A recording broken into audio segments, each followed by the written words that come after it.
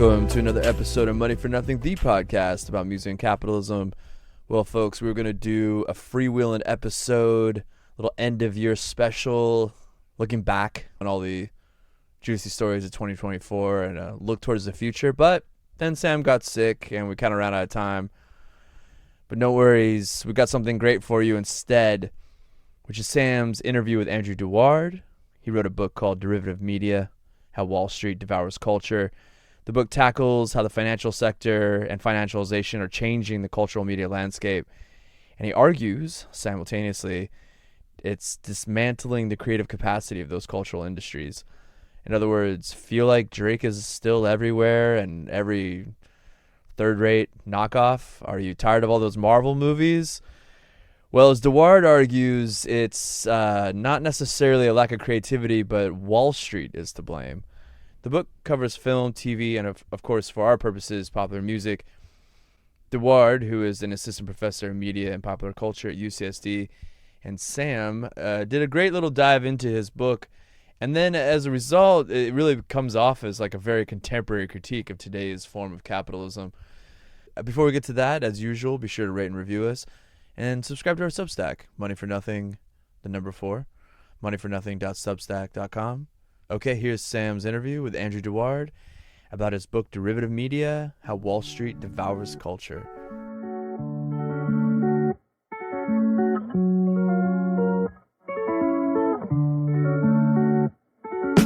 Daydreaming, I stay in the backseat. The slow beat rocks me back to sleep, keeps me on automatic.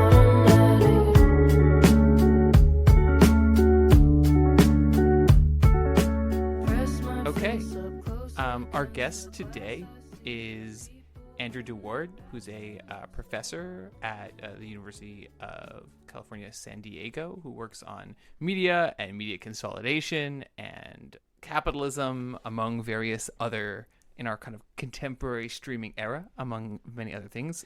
And he wrote a really fascinating book, which I can say you should check out, and which is also available open access, right?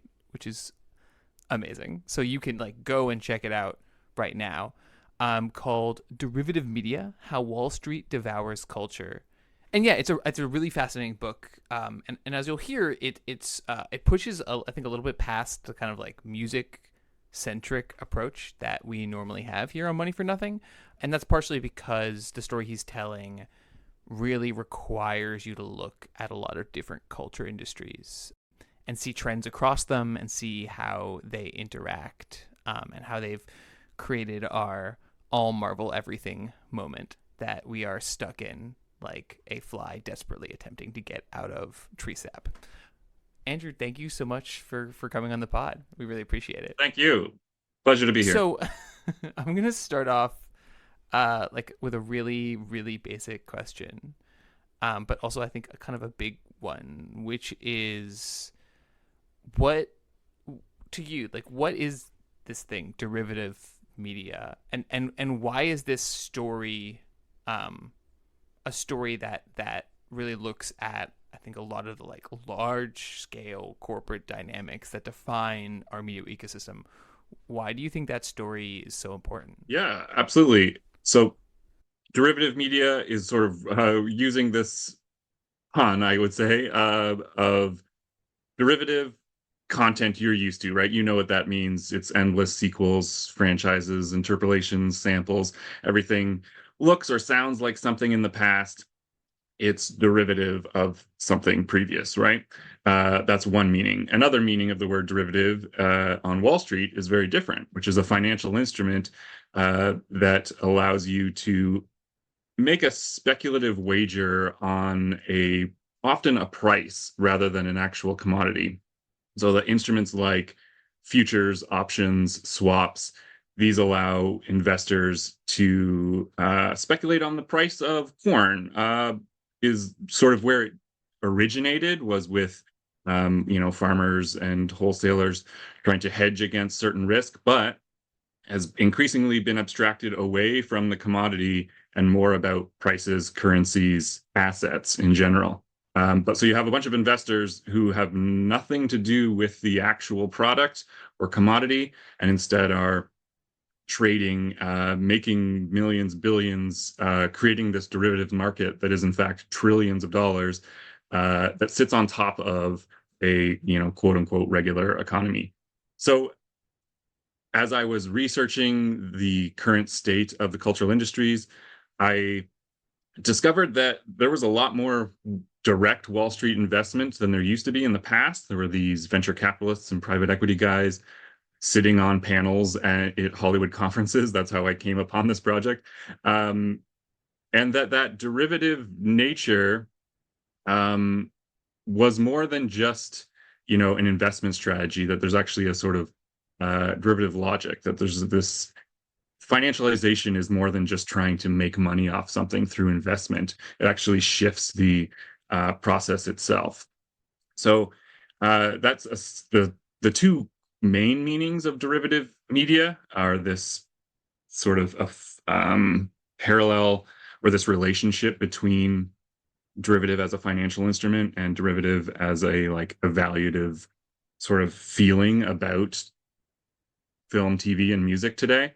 But then also I discovered that an important legal part of intellectual property rights is the derivative rights of something. That's really what you want to own, is the ability to make the video game, the soundtrack, the Fortnite instance, the all the extra stuff that comes from like a core piece of intellectual property.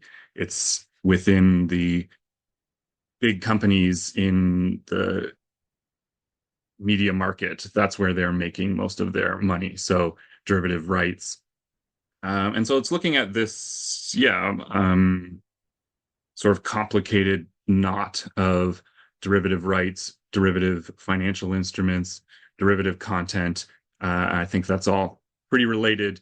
And yet there has not been a very, in-depth book looking at just the effect of finance on media culture. So that's what I aim to do with the book. And yeah, thanks for mentioning that it's open access. For those unfamiliar, that means free. Go download it, go check it out. Or if you prefer the paperback, you can buy one as well. Okay, so that answer has like a lot of different moving parts, and I think it's worthwhile to like kind of pick them apart a little bit. And one part I think that's useful, that is useful for listeners, I think, to wrap their head around, is just the scale and the difference of this process, or rather these processes. Like, there's a couple different processes I think that you're pointing to, and anyone who listens to this podcast knows that we talk a lot about kind of the move, the centralization of the record industry, that you go from 6 major labels in the mid 90s. I think it's a murkier story a little bit earlier. What counts as a major, what doesn't count as a major label. I mean, right, initially major labels are ones that own their own distribution, but there are big labels that don't own their own distribution, that are kind of on semi-level playing fields and regional markets and certain styles. And that we've gone down to 3, right? Universal, Sony, and Warner. And I think one of the things I think that's really important about your work is tracking the way that is not just a music business story, that is an all media market story, right? Yeah, absolutely. I mean, we could go further and say it's a capitalism story, and it is a increasing characteristic of the current financialized political economy, is that monopoly is a key strategy. It was something that was perhaps in ebbs and flows, and with a more active government regulatory system, we had taming of monopoly in the past, and we're maybe getting a glimpse of it now. But yeah, absolutely, consolidation, centralization, these are key forces to understand. So like, give us like a taste. It's even, like, we know the music, but like, what are some of the other centralized players? Yeah. Sure. So yeah, we have, like you mentioned, the 3 main labels.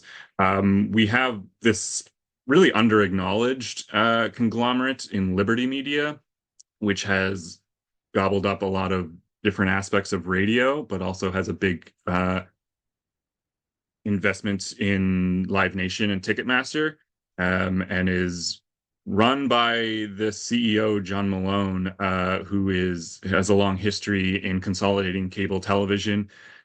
He actually there's a quote I have in my book where he's like, the goal is full consolidation. Like he's really open about that. This is how you make money. You'll actually see it in business literature sometime. They'll say it's like building a moat around your business. It was like achieve a monopoly, which is like illegal, or at least should be regulation to keep that from happening, to protect both consumers and workers. Arguably, it protects capitalists themselves. Monopoly is bad for them too, without the competitive nature. If you are a believer in capitalism, you should actually want that regulation. Anyway, to return to your question, the other examples we can see, in addition to Universal, Warner, Sony, and then Liberty has this weird position for streaming media itself. We have Spotify, and then Apple and Amazon. So you have three there. Spotify is very different as an independent company. It sort of has to care about music in a way that the others don't. For Amazon and Apple, music is a side bet. It is something that allows them to do their surveillance capitalism. It's something that gets you in the door. They want to control that ecosystem. And so they have very different incentives.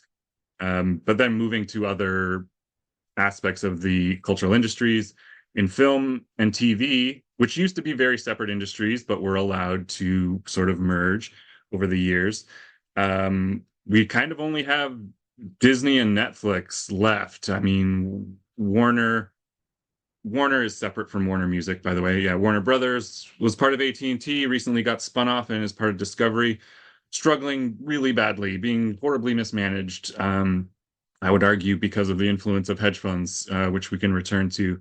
But you maybe have Warner Discovery struggling to keep up in this new streaming world. Its Max app is doing okay. Its films are doing okay in theaters. Max but yeah, being formerly HBO. Formerly HBO Max, yeah. And so there may be number three, and you have Comcast, which owns NBC Universal. And so they're doing okay as well. Comcast makes most of its money from selling you broadband access. Again, its entertainment arm is sort of a side subsidiary that helps it achieve its other goals. But that's, you have two ones that are doing well, Disney and Netflix. You have two that are maybe medium, Warner and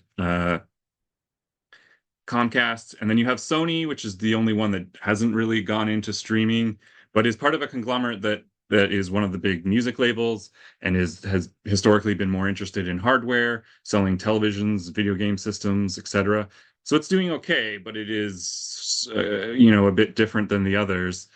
And so, similar to music, Hollywood used to have a lot more competition, a lot more players, and it just dwindles and consolidates. And a big part of my book is arguing that this is not just the actions of, say, CEOs trying to consolidate, trying to build that moat. It's actually the influence of different types of Wall Street investment firms that are causing that to happen. So you have hedge fund investors pressuring CEOs to do certain things. You have big media companies moving into venture capital to try to retain power. You have asset managers that now own, the top three own 20% of all these companies. So you just have all these different financial pressures happening that's causing that consolidation, which is a story of the last 20 years, and which is a bit different than, say, the century of consolidation, the last century of consolidation. So I wanted to kind of poke at that a little bit, what you said about that difference, because, we're talking about kind of financialization and its relationship to kind of derivation and derivative markets. And it seems to me, right, that like someone looking at this could say, RCA was a radio company that also owned record labels. Sony has been a hardware company that owns record labels and TV stuff for a really long time. That this is like, since the middle of the 20th century, since you and the ability to really vertically integrate companies. Not end, but like push back on. When you get like multi-unit, multinational corporations as part of like mid-20th century US capitalism, you get these companies that are, conglomerates. They own a little bit of this, they own a little bit of that. And that's a long story. But what you're seeming to say is that this is something different is happening here. And it seems like that difference has to do with a different set of financial actors. So it's not just that there was like, oh, there was Hollywood, and then one day the stock market got involved. It's like there's been the stock market involved in Hollywood for a long time. Is that it seems like you're saying that the stock market is involved, that the potential future earnings and the importance of potential future earnings on what you can do in the present and what kind of money you can raise and all this, the stuff that we normally associate with like the tech industry as maybe the most financialized sector of the American imagination is kind of how I describe it. That kind of gets pulled in a different way, maybe, and that a different set of figures start to throw their money around. Yeah, that's a great way to put it. A different set of figures. And I would also say you are correct to say that there's a really long story of conglomeration and consolidation, and there's always been big companies trying to corner the market in music, film, TV, etc. Sure. Yes. There has also been a long history of regulation to try to keep that at bay. And so we say in Hollywood, we have Paramount decrees, or we have, regulations against how much big companies can be involved in TV syndication. And for those not keeping score at home, the Paramount decrees made it so that the studios couldn't own the movie theaters. Right. Thank you. And you also had they're called the financial interest and syndication rules in television, which kept a lot more competition in the 70s and 80s. And so you've had radio market sale rules too is like another thing. How many radio stations you can own in a single market? Absolutely, another great one, right? So in 1994, the Telecommunications Act deregulates that, and so there have been this push and pull of big power, big money, big companies in cultural industries for at least a century. But there was that regulatory impulse as well. But then that starts to fall away. Particularly in the 90s, as well as regulation of financial markets. So media deregulation is pretty well known, including the Telecommunications Act. But financial deregulation is maybe less known and is not well known, its connection to then the changes in the media industries. So you have all this deregulation in financial sectors. Like hedge funds didn't used to exist. They're a relatively new phenomenon. Similarly, asset managers and just things that you can now do were not around until the 80s and 90s. And with those deregulatory policies and legislation, they really took off. And so hedge funds really take off in the 90s. So do private equity firms. So you have a different set of figures, as you say, and they're really throwing fuel on the fire of consolidation and labor suppression within the media industries. So without that regulation, we're seeing just far more precarious situation for musicians, film and television workers.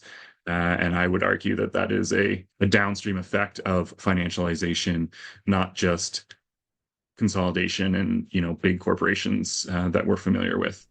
Yeah, and I think this is where we get back to maybe like the point about derivatives and the idea of derivatives, right? Because the way you describe it, and it's really startling figures, right? Isn't it like the derivative market? It's more money than could possibly ever exist. Like it gets really reading about it. It reminded me of like medieval scholasticism, where it's like we've invented this incredibly complicated system that increasingly has like no relationship to reality. It's like people are betting with money that they don't have, but they need to have another contract that allows them to bet that money, but that contract can also be based on another contract. And so it's like, I don't know if you have the sum off the top of your head. It was like a quadrillion dollars, like something like 1.2 quadrillion. which sounds like something a little kid says, but like is an actual real Yeah. number.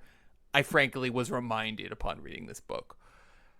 And it seems to me like that derivative market and the way that changes financialization that you kind of lay out here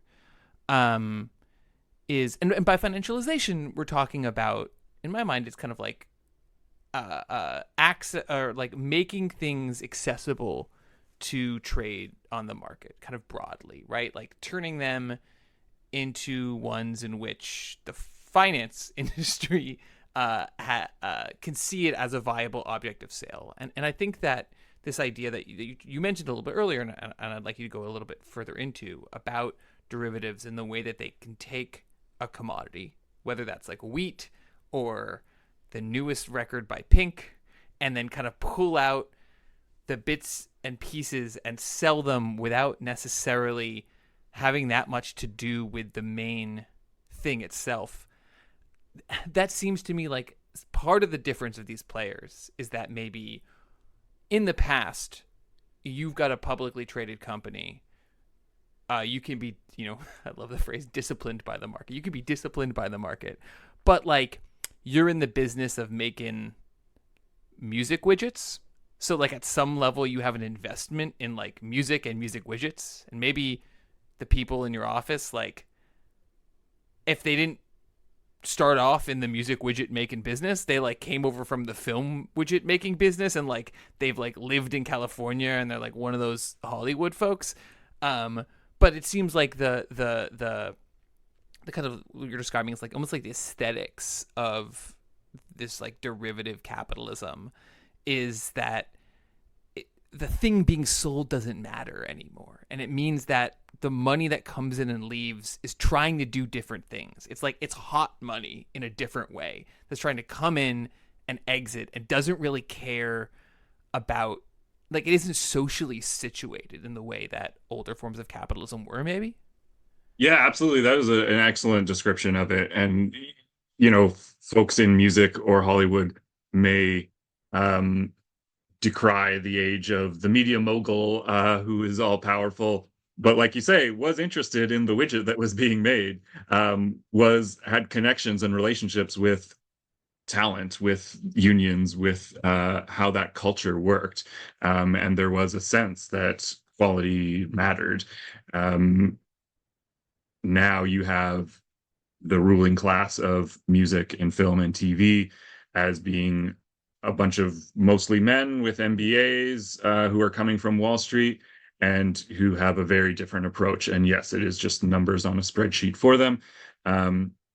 Although we can say the risk of boiling it down to just that is you might erase some of the ideology that comes from working on Wall Street or being that type of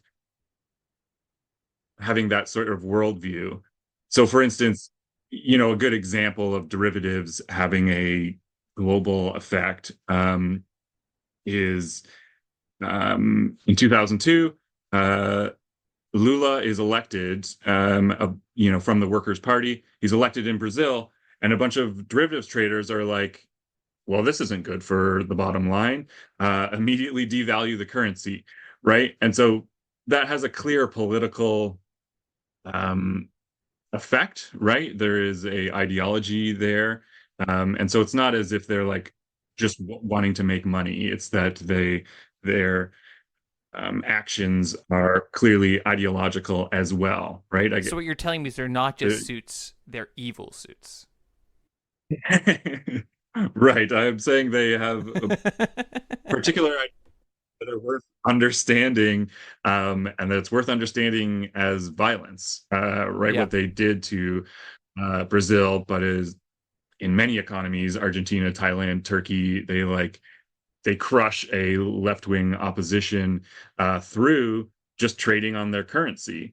right? We don't think of that as violence, but it absolutely is. It destroyed the chances of Lula giving his policies a chance. So yes, bringing it back to media industries, derivatives, and the financial logic they represent is a new form of at least management, if not, yeah, sort of a new type of boss that is obeying different kinds of impulses. I just wouldn't find, part of the like power, let's say, of the financial sector is that like it's just math. It's just we're just moving around money for the good of everyone, right? There's that show Billions about a hedge fund manager, and he's like, we're the white blood cells of the system. We clean out the bad through our greed, right? And he's like making a case for that. So I'm just wary of it being too reductive about how sense. Wall Street works. Yeah, and I think that another element of this, and I think that the point about Lula, and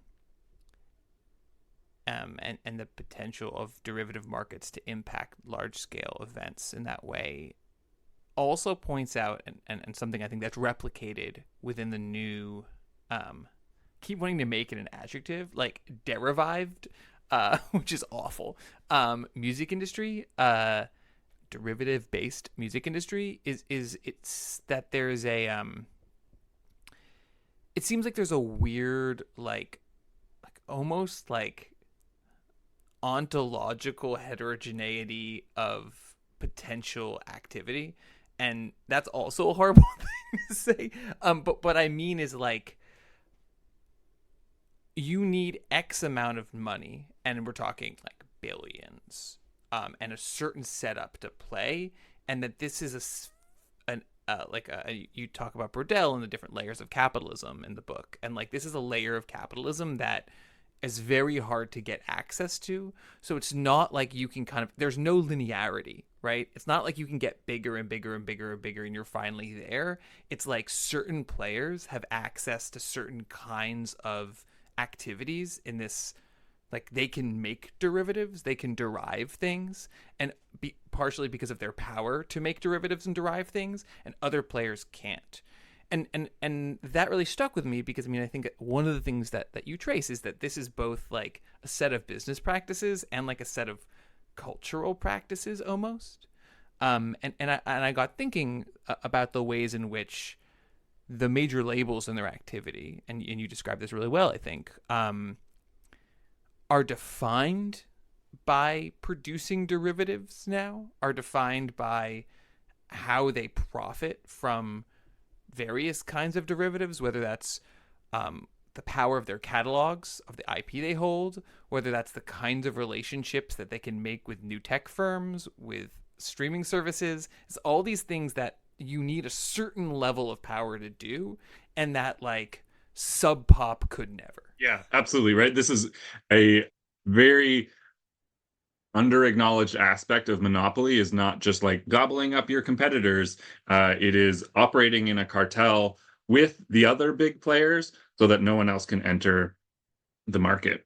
And so, yeah, the ability to make derivatives is a good one. Disney, for instance, is doing lots of derivatives trading, particularly with, American and Chinese currency because of, their huge film releases around the globe. They have to hedge the risk of how currency might affect a film release. Yeah, no one else can do that unless you're an enormous media company. So yeah, Sub Pop cannot do the catalog deals that the big players can. They can't do the kind of financial instruments, can't use the financial instruments that UMG is doing. Universal, as an example, has Bill Ackman as a board member, right? A notorious hedge fund manager. There's access to things that Universal has through someone like Bill Ackman that is just dramatically different from what is available to smaller companies, but has created this layer above the quote unquote market of supply and demand that is just entirely different. And I love that you brought up that Braudel quote, because it's really important for me too. He distinguishes between the market economy of supply, demand, prices, that's just the middle layer of our hierarchical society. That the above that is the anti-market, the real home of capitalism, and quote, where the great predators roam and the law of the jungle operates, right? And this is what I am trying to get at with thinking about these financial firms. These are the great predators of today, and how capitalism is operating. It's easy to get lost in the market economy. We're talking about power here, and who holds power today are asset managers like BlackRock, hedge fund managers like Bill Ackman, private equity firms like Blackstone. That's who the book is focused on. Well, I actually want to push back because I mean, I'm a big Braudel fan in many ways, but I actually really don't like that quote because I think it suggests that like the law of the jungle and the law of the market feel very similar to me. And I feel like what you've described here is actually not this like competitive world at the very top. It's almost like communist, right? It's like they're all helping each other. They're all on each other's boards.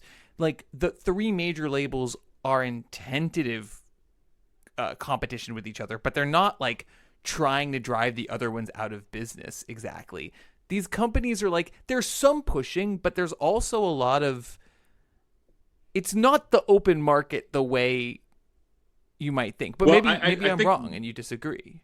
hey, I think we are on the same page. That there is the idea of a cartel and that these companies will act together in many ways. But I also think that any single one of them would knife the other one in the back in a heartbeat to take their market power, right? I think Right. that there's a aspect of competition there that never goes away, but that the ruling class will operate together in various ways for sure. Like I think those can coexist. You are only part of the ruling class as much as you continue to knife people in the back and attain a bigger and bigger slice of power. So yeah, that feels like the law of the jungle still to me, and that predators sometimes Sure. get Sure. together. And in fact, to continue this metaphor, hedge funds will get together and form what's called a wolf pack.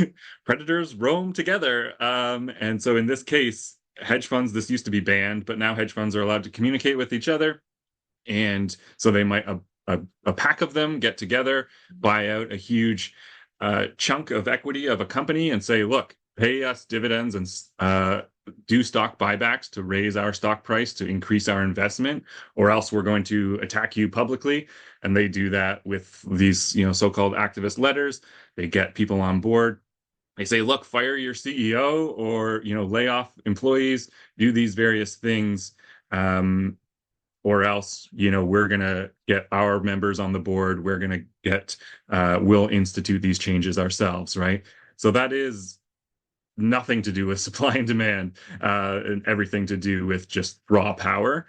But I see your point that the law of the jungle feels open in a way that what I'm describing doesn't seem open at all. It seems very constrained, and working together. So yeah, being able to keep both of those Yeah. forces together is part of the challenge of understanding finance. Absolutely. So this is kind of at this 10,000 foot level. I'm wondering if we could kind of pull it down into the music industry a little bit, and if you could talk through. I mean, I kind of gestured at some of these ways that the record labels are able to kind of harness the logic of derivation. And I'm wondering if you could just talk us through what does it mean for the music industry that it's now in some ways being defined by, I guess, derivative capitalism. Yeah, I talk about 7 tools of financialization. I'm happy to go through them and give examples, but feel free to interrupt at any point. But maybe this is a good chance for me to sort of start at the bottom, right? And say, yeah, let's think about how the stock market works within the music industry. big companies have always, not all of them, but many of them are publicly listed. We've been able to trade music stocks, let's say, but the stock market has changed a lot in the last 20, 30 years and is now wildly unequal, just a system, a machine of inequality, right? The top 1% in the US owns 50% of the corporate equity and mutual fund market. The top 10% own 86%, right? This is the stock market was once a place where lots of people owned stock. And in some ways, you'll hear that quote like over, I don't know if it's 60 or 70% of the US population has some investment in it. And that's because they have like a tiny fraction within their, pension or the mutual funds or whatnot, but it is so minimal compared to what the ruling class has done to the stock market. And two of the main ways that gets transferred back to them is through dividends and stock buybacks. And they seem kind of benign, but they are really dangerous and really important in the music industry as well. So a dividend, merely like a distribution of profits from a company to its shareholders, a simple way for companies to reward their investors and attract new ones. But like by definition, it means they're not reinvesting that back into the company into productive means. For music companies, that means profits that could have been reinvested to creators, musicians, to writers, other laborers in the form of wages, new hires, new productions. Instead, they're distributed to investors that are disproportionately already wealthy. And so I did some research trying to like calculate the total amount of this. So looking at the top 30 companies, I found 88 billion in cumulative dividends have been paid out to investors rather than being reinvested in media creation or wages. And so this includes Sony Music, Warner Music, SiriusXM, iHeartMedia, and other music companies really relying on dividends rather than reinvestment. And this is quite a change. During the post-war period, a large share of profits were retained by corporations for reinvestment, but now shares of after-tax profits are distributed among the investor class. So corporations, in some sense, are no longer producers of goods and services. They're like vehicles for financial engineering and speculative capital. Similarly, a stock buyback, this is a more recent phenomenon than dividends. This occurs when a corporation pays shareholders the market value of a share. So they're repurchasing a share, reabsorbing that portion of ownership, and that increases the value of the remaining shares. Why does this exist? Simple explanation. It increases pay for the top executives and board members. Their compensation is linked to the rising stock price. So if Lucian Grange, who is the CEO of Universal Music, wants to get paid more, he can just buy back more stock. It makes the stock price goes up, and thus since he's paid in stock, his wealth increases, right? And Lucian Grange makes over 100 million every year, one of the highest paid folks in the music industry. So, but like, again, this is a relatively new invention. The SEC used to consider buybacks a form of stock manipulation, but changed that in 1982. And so it's exploded ever since then. And so this in some ways is the basic nature of who these companies are for. The focus that on cutting costs and producing high stock valuations and then giving money to those stockholders kind of changes the basic orientation. I mean, so in addition to that, I mean, you also kind of talk about, and again, I'm thinking about the ways in which this kind of logic of derivation allows kind of these companies to pull elements out of these commodities, and by commodities I mean the music they're producing, pull things off, whether they're revenue streams or potential business leverage off of these commodities in ways that they don't actually affect the commodity directly necessarily. I mean, one of the things that you lay out in really interesting ways is kind of the things that these companies have been able to do by leveraging kind of the collective IP that they have, and that it's not like the kind of money that's flowing through the mechanisms of, it's Bruce Springsteen sold 100,000 copies. That's very low for Bruce Springsteen, probably. But, Bruce Springsteen has a platinum record. And so, they're making some money off of every Bruce Springsteen record. They can make money based on the fact that they've got Bruce Springsteen and Lady Gaga and Madonna. I'm listeners at home, I'm sorry if those are actually on different of the big three labels. I'm just picking stars. Yeah, absolutely. I think you're pointing to an important aspect here, which is like extraction. And so lots of these different forms of financialization are like picking meat off the bone, and leaving a more skeletal operation, a more precarious corporation. It means they can do less investment in A&R. It means they are expecting more from their musicians. The musicians have to handle a lot more things themselves. Extraction is one way to look at it. And the other, returning to that idea of the cartel nature, the scale is what prevents competitors from joining. Yeah, it's one thing to have the Bruce Springsteen catalog, which I think was worth $500 million. It's another thing to own all kinds of catalogs that group together allow you to get just totally different licensing terms from Spotify, Apple, and Amazon, right? In fact, though, there was a leak like many years ago that showed those negotiations. Part of what they are able to get is like, what's that? It was a crazy leak. Yeah, and I think it was Sony. Sony's contract was seen with Spotify, but that like part of the negotiation is like, if anyone else gets a better deal, you have to give us that deal. And they have the ability to sort of dictate what happens with the other companies based on Universal, Sony, and Warner working together to say, look, we own the history of recorded music pretty much. And so we dictate the terms. Another way this financialization enters into that is one of my 7 tools is venture capital. And Universal, Warner, and Sony are venture capitalists. They have hundreds of investments in smaller firms, hoping that they profit when one of them hits it big, and they have. They are early investors in Uber and things like that, but they do a lot of investments in music, in media. Pluto was a big investment for one of them, for Universal, I think.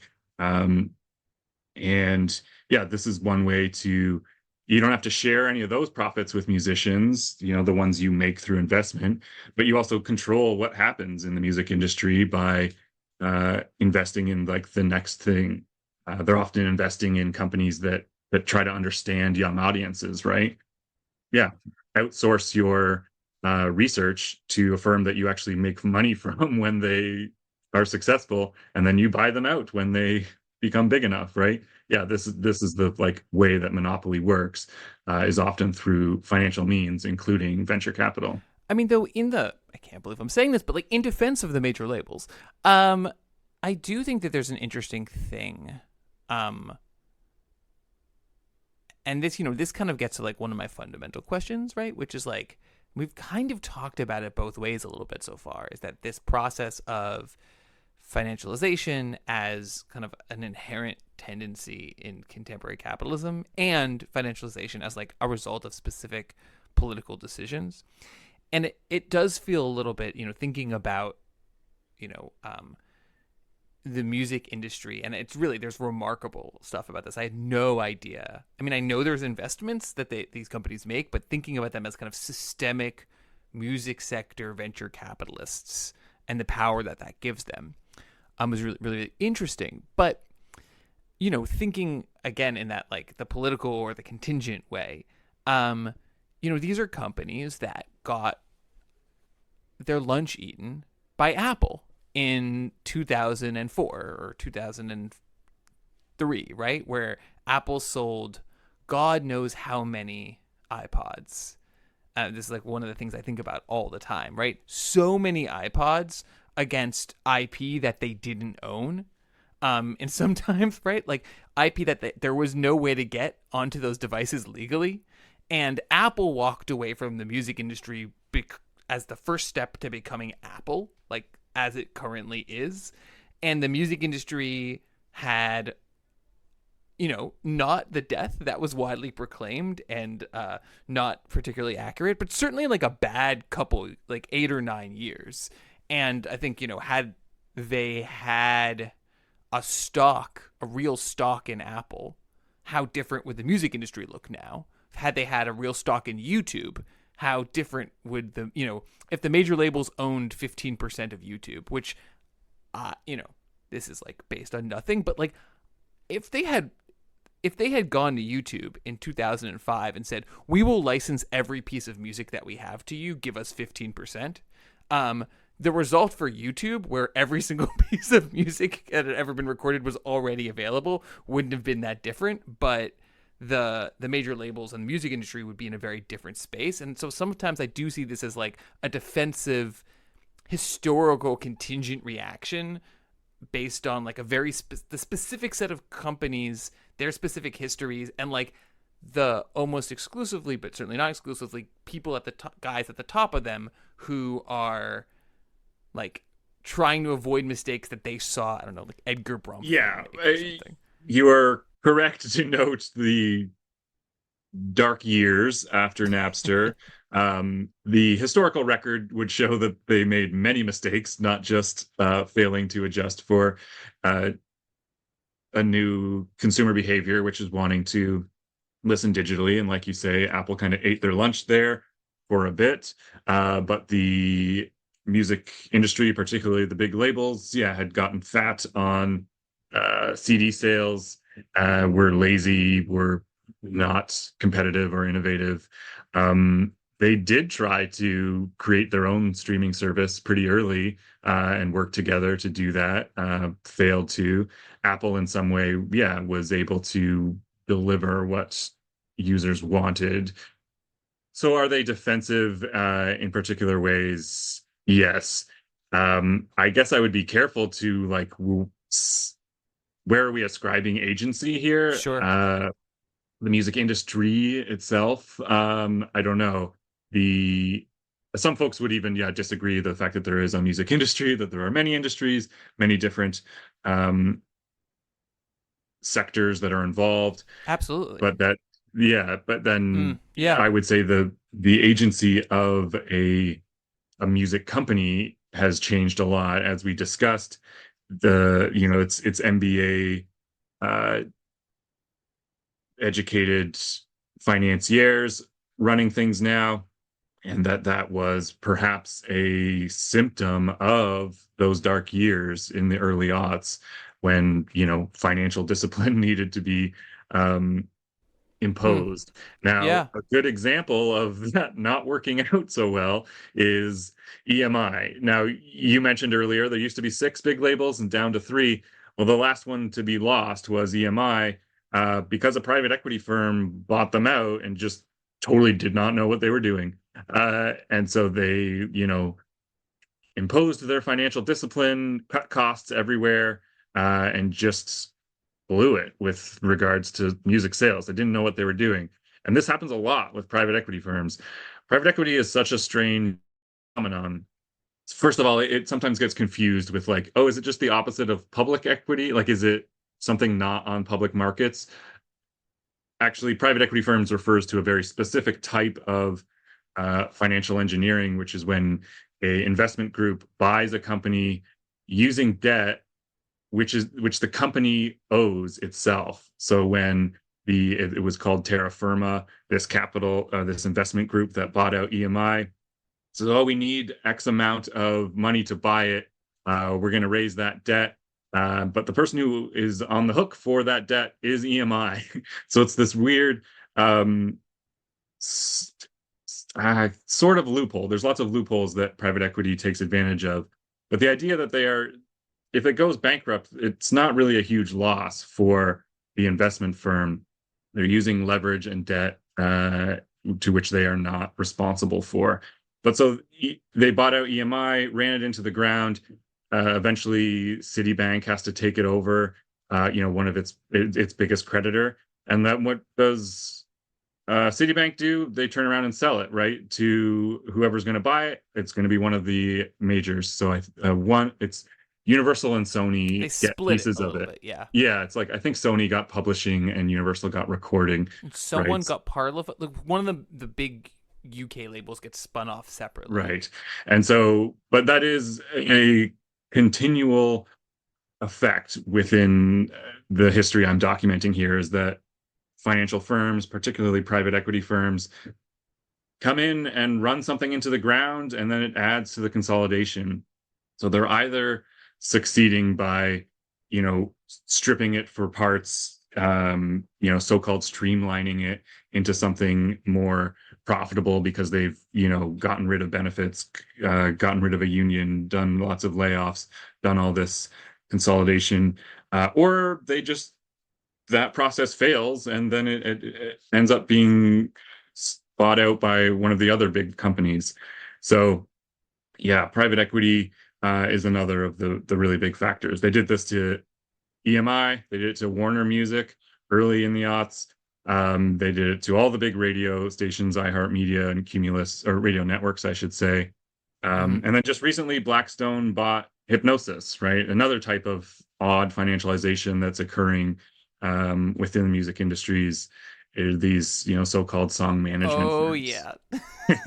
Now, I know your podcast has covered this quite a bit. So I guess kind of moving down one layer further, as we kind of wrap up, I want to talk a little bit about how you see the implications of this financialized media ecosystem and the kind of the derivized media ecosystem, and how, because I mean there's and it feels like there's kind of two ways you could slice it, right? One is the kind of very practical effects of having fewer companies, having more streamlined companies, having companies that, as you're talking about stock buybacks and dividends, are focused on producing stock prices and not like, I don't know, keeping a group of people who they've come up with in business, which for all of the corruption and backslapping of like the classic 1970s record label or 1960s Hollywood, right? Like there was a certain level of like group cohesion imagination that's floating around. Like they're vicious and exploitative, but like they're vicious and exploitative within a community setting, embedded in a space. So it seems like there's like kind of a set of interactions that you could imagine being like produced by these new corporate structures.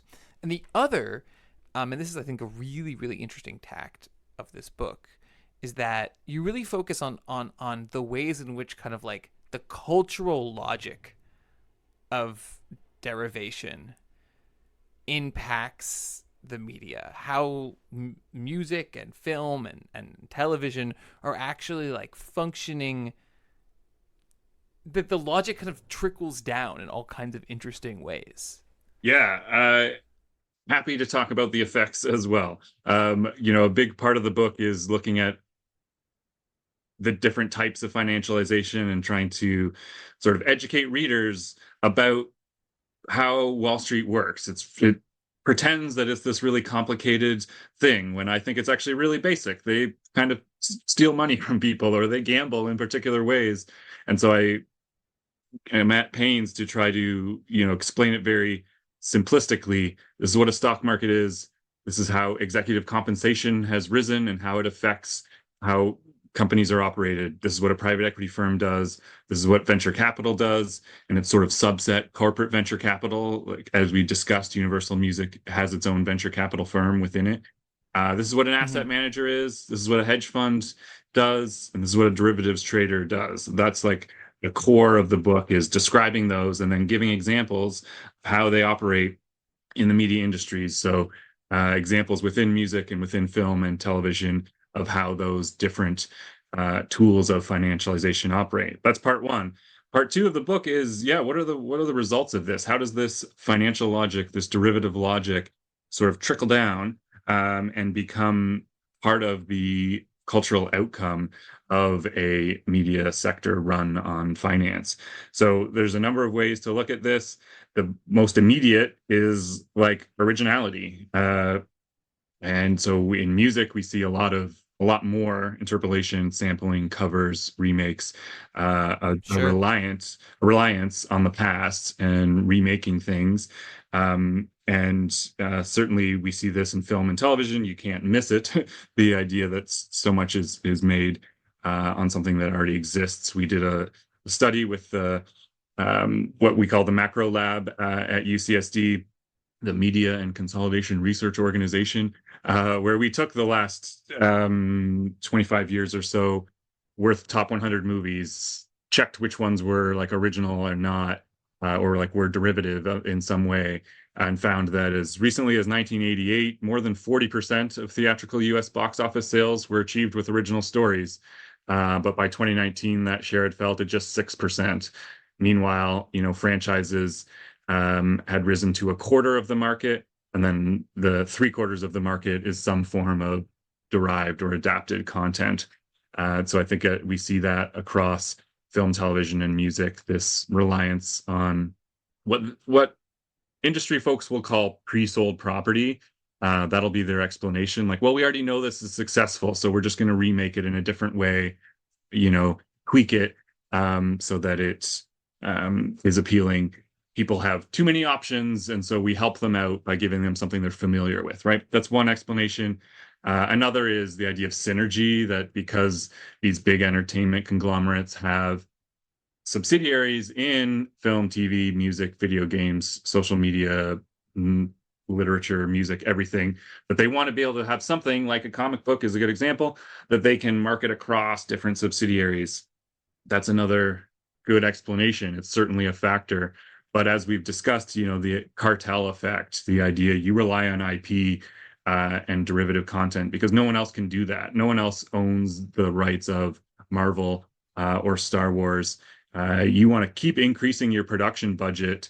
You want to make it massive because no one else can do that, right? Only Disney and Netflix and Warner and Comcast can afford that. Only Universal Music can afford to pay Taylor Swift what she wants.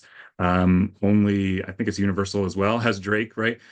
We have these massive stars in part because the companies behind them want to propel more and more music or more and more capital behind them so that people can't compete in that way. So that's one. Certainly originality is maybe the most immediate, right? It's more and more things are derivative in that sort of qualitative effect. But another that I look at and suggest is that like the text itself, songs, Yeah. films, television shows are comprised and built out of references to other texts more and more because that's actually an opportunity for further sales.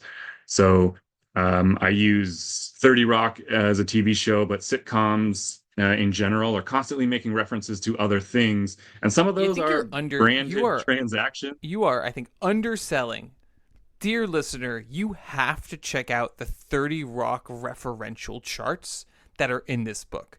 It is one of the most enjoyable charts that I've ever seen, especially because I really like 30 Rock. I mean, I haven't watched it in years, but like in college, that was like one of my go-to shows.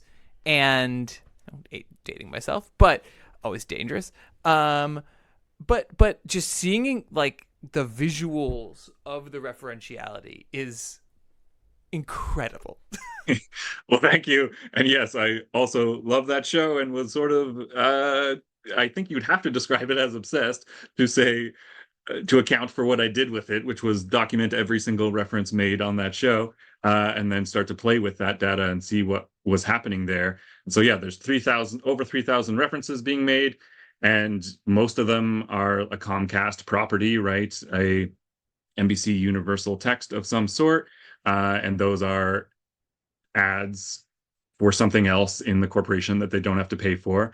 But then they also pay for a lot of things, or get paid for a lot of things. They have an ongoing brand relationship with Apple and with a bunch of others. But then I found strange examples where they would just make a reference to Outback Steakhouse one season, and the next season there's another reference, but that one was paid for. So they were sort of like pitching potential brands, like, here, look, we'll make a funny joke about your bloomin' onion at Outback Steakhouse, and then they would get paid for it. And so retroactively, that kind of makes every reference they ever did a sales pitch. And so part of what I'm arguing is, yeah, that financial logic trickles down, and you have a securitized text. So the text is made into an asset of thousands of references, each one of which is a joke or a homage or an ad, and you don't actually know which is which. That's part of it, right? You've created a liquid asset, all kinds of references. And so 30 Rock is sort of an extreme example because it was set in a television studio and it was constantly making references. But The Simpsons does that too. So many sitcoms do that. I have a chart of the hundreds of sitcoms or dozens of sitcoms making thousands of references. And then I moved to hip hop as an example, which obviously a lot of brand names are being used. Automobiles, alcohol are two of the biggest luxury brands. And again, you can see there's thousands of references, tens of thousands being made among these songs. And I've charted them in a way that you can see sort of rising supply and demand for those, and that you could easily make investments on things based on their sort of lyrical quality, the status they have within the hip hop community. So that's another version of financial logic sort of trickling down. I mean, I was really struck reading about the about television and film and specifically what you kind of call like metaverse IP. I think this idea that certain films are kind of like world building and that they're designed to have all these connections. I mean, it really reminded me of like what Drake, I think, was really criticized for roundly when his album Scorpion came out, which is kind of like his appearance. That Spotify put a song from Scorpion in basically every single major playlist, like the one that kind of fit the most, which in some ways is promotional derivation, but also if you can think about the kind of like targeted, specifically structured collaborative tracks that you get, where you get these artists who maintain commercial legitimacy based on their catalog, but also have new hits based on their collaborations, which are like, to me, feel, and I'd never thought about this before. I was just like, oh, it's kind of like major, your garden variety major label chicanery. But this is like, no, there's a slightly different feel. So, like looking at, I think I saw the list of collaborators, but like the most recent Coldplay record, which is somehow a #1 hit. Like there's a track that is a collaboration with Little Sims and Burna Boy, among others. And you're like, Coldplay has nothing to do.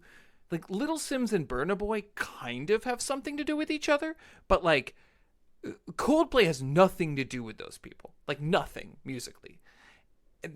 And so you get, these specific collaborations that allow artists to have hits across genres, that allow them to like pull in other genre listeners around like a core of pop success.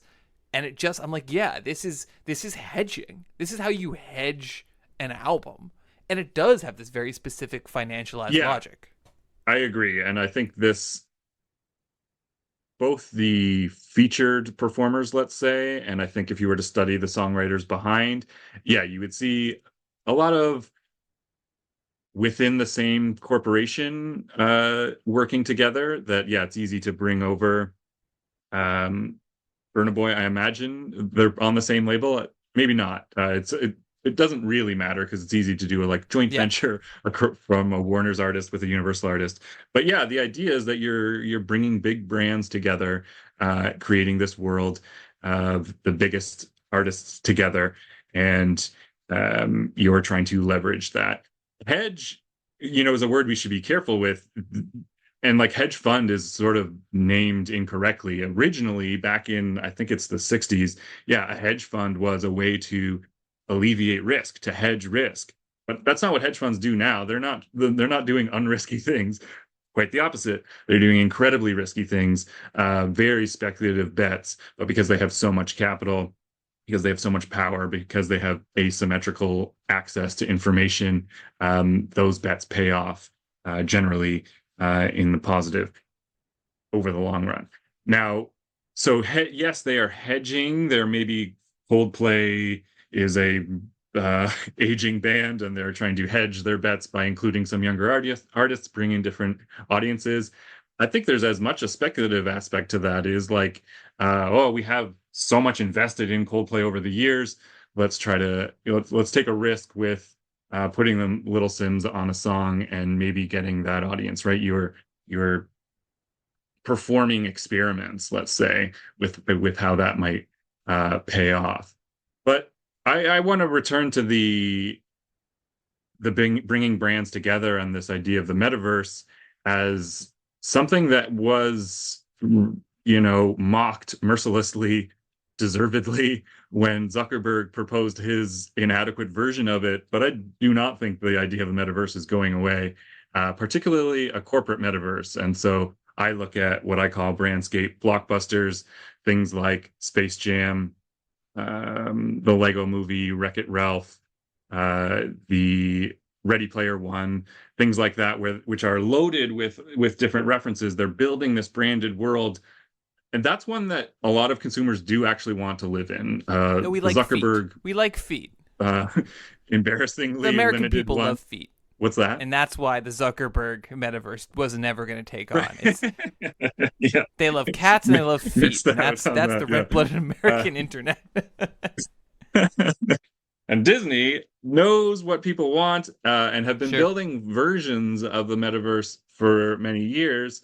And there's about to be a Disney part or world within Fortnite.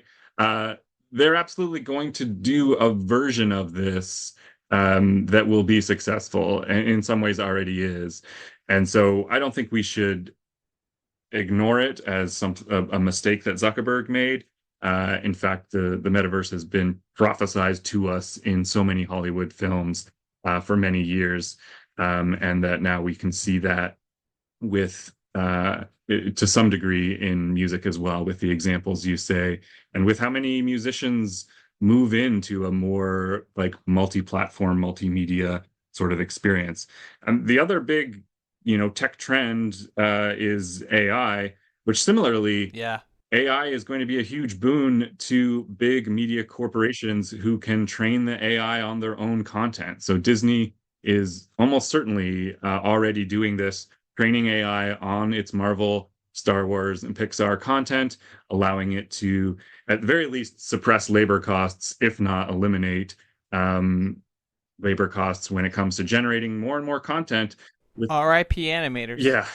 I mean, the quality has also already been so lowered, like the expectations for what a quality film is, that people are primed for this AI slop. I mean, yeah, it's no one's fault that we are served this garbage, but our expectations have been lowered so far that people are seemingly pretty content with this derivative, empty content. So yeah, AI is likely, or we already see AI music, but for Universal and Warner and Sony to train it on their own catalogs, which is going to be legal in a way that ChatGPT's training has been very illegal. They are looking down the barrel of some very expensive lawsuits. AI will be a big part of this sort of, branded, financialized, derivative content.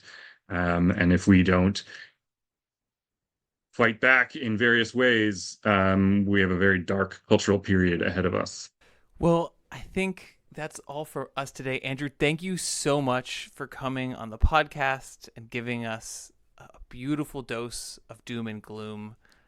This book is terrific. My specialty. I would recommend checking it out, if only for the incredible charts and data, but also it's a really great read.